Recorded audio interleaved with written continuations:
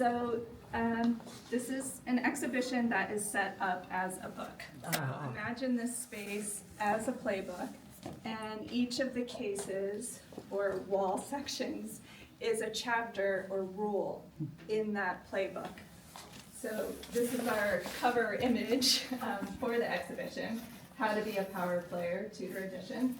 And notice the mirror-like quality right here, which is echoed by a mirror over there in the word power on the wall. And that mirror symbolizes a genre in the 16th century and in the 15th century as well, called the Mirror for Princes. And that was a type of playbook that instructed people on how to be successful through historical examples.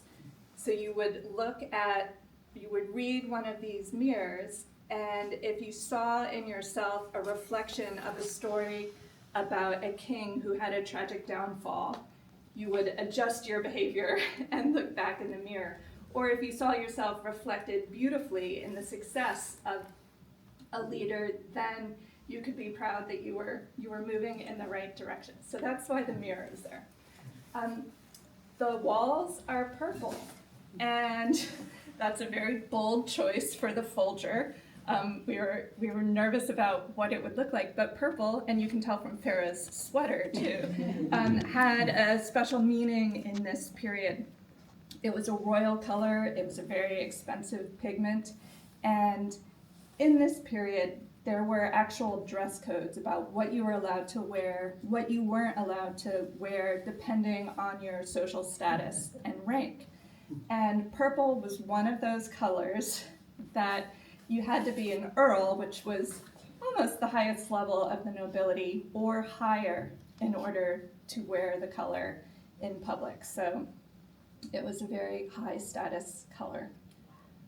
The exhibition is in this space. There are 13 rules in this space, and the 13 is an arbitrary number based on how many cases we have. There's no other meaning to it there.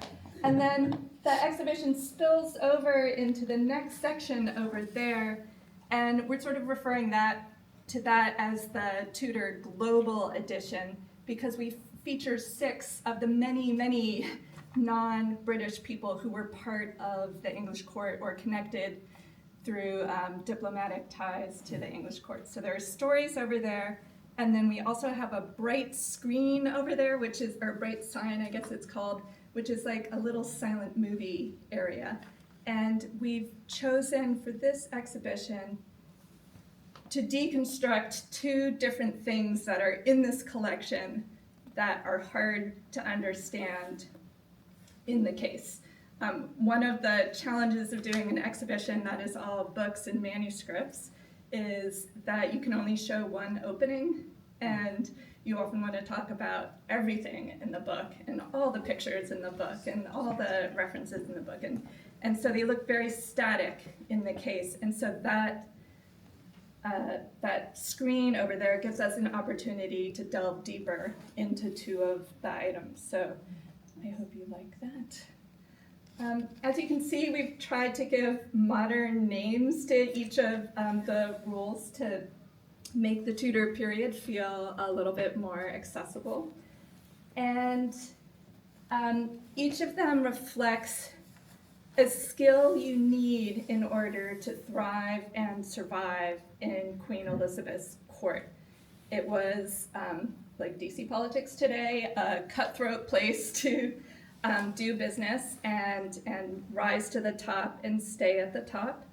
And there were a lot of skills and rules you needed to follow, which may seem a little odd to us until you think about all the unwritten rules today that we follow without thinking about them. So this is trying to flesh those out in the Tudor period. So controlling your image was a very important part of Tudor politics. And there were these people called court painters in the period who you could commission to make a portrait of you. And you didn't want just one portrait of you, you wanted to be able to disseminate it widely. And So people would have portraits made of them at different points in their life, after a promotion, after a change in rank, in some other way. Here we have two paintings from the collection of a husband and wife, the Earl of Southampton and the Countess of Southampton. And they, like many of their counterparts, got their portraits done and then commissioned additional copies of them to be made as well. And the thought with that was the more people, the more high status people who put your painting up in their great hall, so think of the room we were just in upstairs, they wanted to be alongside all the other power players in everybody's great hall, basically. And so reproductions were made, which has left art historians in a bit of a quandary, because often you don't know, like, what's the painting, what's the original painting, and what are all the copies. So we have 3 other copies of the Earl of Southampton over here. The Head and Shoulders Earl of Southampton, there's the half-length Earl of Southampton, and then the 3/4 length Southampton. This one's in a dining hall at St. John's College in Cambridge. The original of this is. So we hope that people spot the differences between our painting, which may be the original that these were based on, and see the little changes that were made depending on what the buyer wanted out of the painting. He's in his armor here, he has the ruffs, he's wearing, I'm going to talk about the most noble order of the Garter soon. He's wearing a sash with a George on it, which I'll talk about in a little bit, which symbolizes his membership in this really elite and ancient knighthood of the period. And we did not have enough room to show the Countess's copies, but she had copies made of her painting as well. And we're very pleased to be able to show them up in this space. So another way they disseminated their images was through miniatures. And this was, while these big portraits were like the public way of getting your name out there, and people you didn't even know would see and recognize you, these little tiny portraits were a way of creating intimate bonds and social networking with people that you really wanted to have a close tie with. So we have 5 of them in the collection, and it's very exciting to have them all on display at the same time. We're still working on the lighting on one of them. But I encourage you to take a closer look, because the level of detail is extraordinary, especially in this first one on the left, which is done by Nicholas Hilliard, who is one of the premier miniaturists, or limners they were sometimes called, in the 16th century. And there's like little gold work. You can see every little fold in her ruff. This is the Countess of Leicester. It's amazing. And you'll notice that these 2 guys, is it William Herbert? Sorry, we changed. No, we used to think it was William Herbert, and now we think it's Philip Herbert. And Prince Henry, they're both wearing the blue sash of the most noble order of the Garter, which I guess I'll talk about next, since I keep on mentioning that. So one of the most elite clubs that you could be in Tudor England was the most noble order of the Garter. So this is an ancient knighthood in England. It's still in existence. It's still limited to only 24 members, plus a couple of extra people from overseas, and the monarch and his or her children. And if you were elected to become a member, which involves someone dying in a spot, sort of opening up, you had to assemble a very, very expensive outfit. So in this case, there are 3 books that show sort of the outfitting, the things you need. And one of the things you need, and one of the most clear signs of your membership as a Garter, is navy blue. I'm lifting up my leg because it's a Garter. So there's a navy blue velvet Garter that is applied just below your left knee, with diamond encrusted motto written around it, "Oni soit qui mal y pense," which means shame on him who thinks evil of it. And so men who wore hose in that period, or like tights, would walk around and show off that garter. And then they would also, another sign of being part of this elite club was a necklace that you wore that had a medallion hanging off of it, which was called a George. And so there's a picture of the George in here, and you can see it's very, very bejeweled. You wore a large George and a small George. And the George was St. George slaying the dragon. And St. George was the patron saint of England and patron saint of the Order of the Garter. Okay, the playbooks themselves are in this case. And two of the most important playbooks in the period in terms of political theory and governance were Machiavelli's The Prince and Baldassare Castiglione's The Book of the Courtier. You probably heard of Machiavelli before. We still have a lot of his rules are popular in the news, and they're just out there. So like there's the end justifies the means, it's wiser to be feared than loved, capture and colonize, and appearances are everything, are examples of adages that come from this book. And I love this copy that we have out because it's very used. This is the first edition of Machiavelli came out in 1532. This is a 1584 edition. It's in Italian, and it has a false imprint. So it claims to have been printed in Italy, but Machiavelli was banned in Italy. It was banned by the Catholic Church in the period because it was deemed subversive, because it was divorcing religion and ethics and morality from the idea of political leadership and governance. So an English printer named John Wolfe secretly printed it in London for the continental market, but it became very popular in England too. So this Italian copy printed in England was owned by an English person who puts his name on the title page and writes in other notes and a motto in Latin. And the same for Castiglione, the Book of the Courtier. That's basically how to be the perfect gentleman or Renaissance man in terms of all of the soft skills that you need to be a power player. So things like dancing and horsemanship and sword fighting and fencing and musical education. All those things are described in Castiglione's book. And we know Castiglione, or his legacy has lasted until today, in that he came up with this concept, or it's the first time it appears in print, he called it prezzatura. And that meant doing something hard, but making it look totally easily.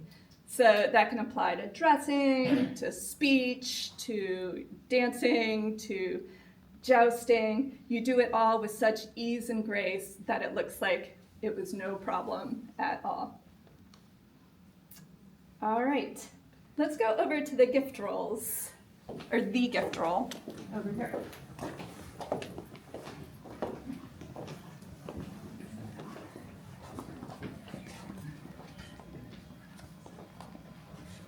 So this rule is get on the gift list.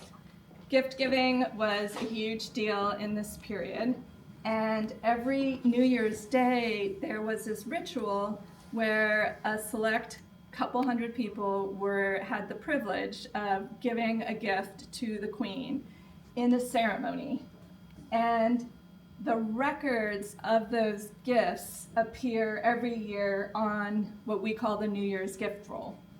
So this is one of 25 that survive from her 45-year reign. We have 5 of them.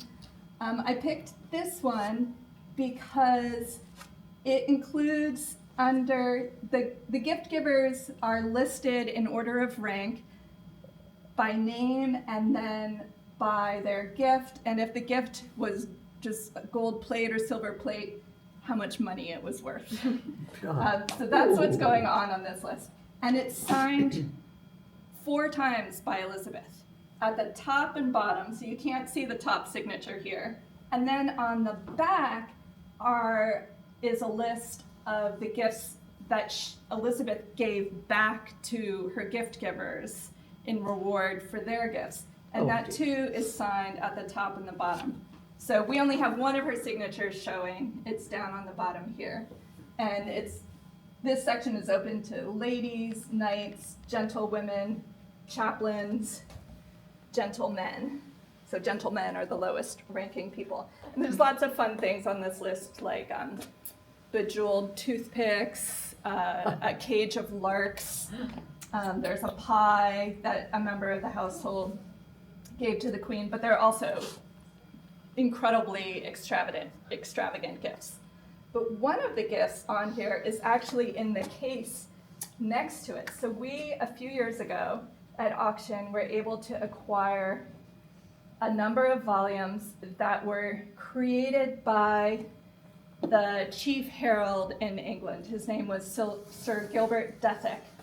Every year he gave a gift to the queen of a crimson velvet bound book with parchment leaves, so animal skin leaves inside, and each leaf has a beautiful coat of arms on it of a member of the most noble order of the Garter, from that case over there, displayed from various reigns. So each year it was a different reign that Dethick made these exquisite coats of arms drawings of people who were Knights of the Garter from that particular reign.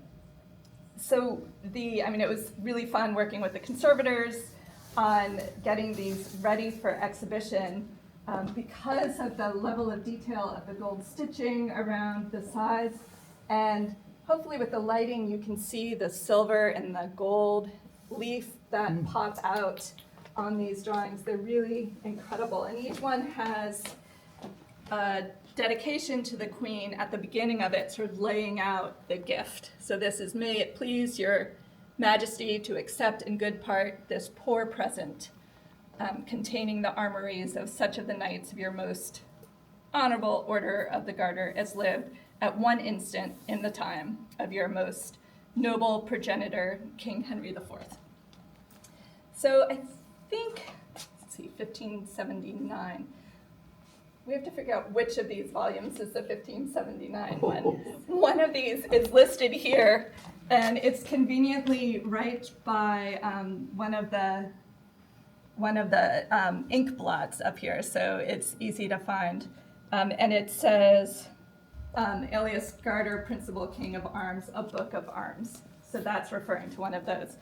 And as far as I know, I think of all the gift rolls that survive, no one's ever been able to match like an item in the list with something that still survives. So that was super exciting to get that at auction, and we're thrilled at just what great condition these volumes are still in, and that we can show them here. So it was kind of a humble gift from Gilbert Dethick, but it was also a perfect gift coming from him because he was the chief herald who dealt with the noble order of the Garter, and so it made perfect sense for him to give that gift to her.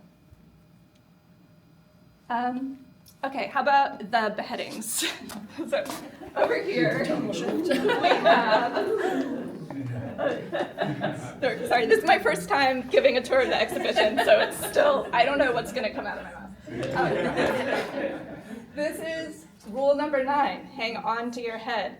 So the risk of rising to such a high level of power is you could fall in an equally dramatic way. And these cases show 3 unfortunate people who lost their heads. Thomas Cromwell by Henry VIII, the Earl of Essex by Queen Elizabeth, and Sir Walter Raleigh by James I, who was the king after Queen Elizabeth. And I'll just there's some amazing things in here, and there's a lot of like propaganda campaign stuff going on, so look at the labels of these two cases. But I want to show you some real treasures that are in this case. And one of them, so Thomas Cromwell of Wolfe Hall, Hilary Mantel fame, this is the real Thomas Cromwell in this case. And we have 2 letters written by him and signed by him concerning the subject matter that led to his ultimate downfall. And that was the arrangement of the marriage of Henry VIII to Anne of Cleves. These 2 letters, if you look at them closely, you'll realize they're exactly the same. And that's because in this period, when mail was so unreliable, the mail service, you would sometimes write 2 letters and send them by 2 different couriers in the hopes that, one of them might find a faster route or not get stuck in the muck or, not have it fall out of their bag. So this is very unusual we knew this happened, but I've never seen an example other than this of 2 copies that still actually survive and were received. One of them is pretty damaged.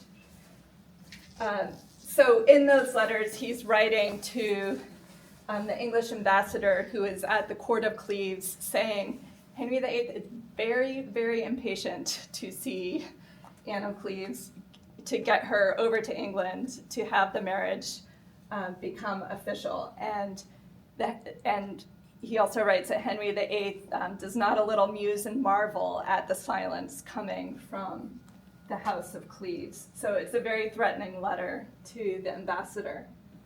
And then down here, one of our biggest treasures at the Folger is this Book of Hours.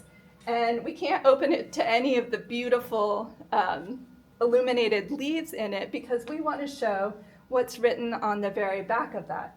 And it's an inscription by Anne of Cleves to Henry VIII, her husband. So she's offering her prayer book or Book of Hours as a gift to her husband. And that was a very short-lived marriage. She did not get beheaded. She was transitioned to become the king's sister and lived in a nice country house outside of London. But Thomas Cromwell, for arranging the marriage, lost his head. And so that's what this case is about.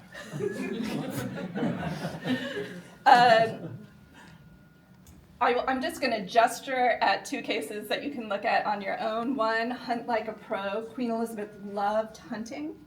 So it was very important if you wanted to rise in her court to know how to hunt.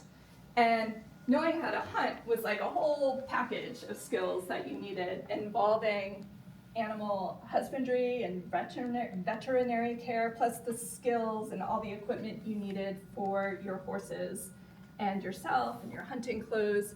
And so we show some, a picture of a dog and a hawk and like 30 different kinds of horseshoes depending on your horse's feet, and some musical notation for the bugle calls that you needed to know to communicate when you were off with the queen and going somewhere and saw something, and you would use a certain bugle call so that everybody else knew what you saw. Like, there's a deer over there, or the dog is running that way. All those bugle calls had different meanings. And then over there, the Eat, Pray, Fold case.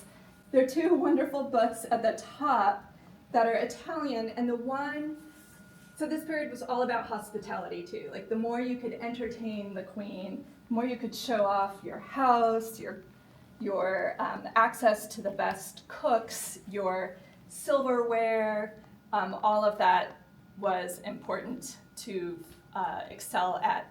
And so one of these books is a book about ways to fold napkins in like origami starched ways to make these crazy objects. It could be like a ship or a bird, but it was a napkin, and it was meant to delight. You would see it on the table and undo it before you put it over your shirt or on your lap or whatever you wanted to do with your napkin. And then the other book on the top shows some different kinds of cutlery and different cuts of two birds. And that is an Italian manual about carvery. So if you were hosting a dinner, it was very important that you had good carving skills. So like the dad who carves the turkey at Thanksgiving dinner, this was taking it to a whole new level. So this Italian book describes how to carve meat, not in the boring way on a platter, but up in the air. So like you have a big fork, you stab into your big bird, and you can do your carvery like this. So it was a very performative sort of thing. And then let's turn to how to dye. So you could dye the cancel culture way of getting your head chopped off, or you could get a state funeral and be remembered forever. And that was the preferred manner of dying. And the procession was a big part of that funeral, the whole funeral package. So we have two funeral rolls here. One of them is still in roll form, and it's for Sir Christopher Hatton, who was one of Queen Elizabeth's favorites. She called him her dancing chancellor because he was a very good dancer. And we're just showing the section with his heraldic flags and the coffin that Hatton is in. He was a very important person to the Queen, and is notable because she never, like almost all other of her favorites, they fell out of favor, not at the beheading level, but for like marrying someone without her knowing or saying something that offended. He never managed to offend her, and he never married. And so she had no reason to not like him. Sir Philip Sidney down here, he was like the ultimate Renaissance man in the period. He was a writer and a poet and a soldier and a leader, and he died fighting in the Netherlands. And his death, the whole nation was mourning for it. And so his father-in-law organized this crazy funeral procession with over 700 people in it. And one of the most expensive things about funerals in this period was the black cloth you had to order for everybody who was in the procession. So imagine 700 people, how many yards of black cloth that would entail. So it nearly bankrupted his father-in-law. He was in debt for a long time after it. But then someone decided they wanted to, this man named Thomas Lant, publish the procession. And so we have, the procession is sort of engraved in 30 different plates in this book, and we'll go over there and see what it would look like if all of these leaves in this book were end to end to make a continuous scroll. And then finally, let's just look at the dress codes here, and then we'll go over into the middle section. So we use lots of buzzwords here, the fashion police, dress for success. Dressing was very important. I said in the beginning there were actual dress codes in the dress codes that were published as proclamations on a regular basis because people had a hard time following them. And so this you can just see from a distance. It's like a very organized outline form divided into men and women, and then rank with detailed lists of what you're allowed to wear at that rank. So I had mentioned the purple in the beginning. Just get my glasses out so I can read what else is on there. So it starts with men's apparel, and it's done in the negative. So on the left it says, none shall wear in his apparel. So you look there, and then you have to go up here to see under the degree of an earl. So anyone under an earl cannot wear silk of the color purple, cloth of gold, or silver tissued, nor fur of sables. So other fur was okay, but not sables. And so it goes on with like really specific details about buckles and spurs, and then you keep going and then you get to women's apparel. And it's very similar in terms of colors. So it starts with silk of the color purple, can only be worn by people, the highest level ranking women. And then it ends with like some regular people and what they can wear if their income per year is above a certain level. So there were exceptions made if you were not a member of like the aristocracy, but you were still creating some kind of wealth. You could show your status by being allowed to wear different kinds of taffeta and silk. One of the things that we recognize most from Elizabeth fashion is the ruff, that thing that Elizabeth wears around her neck.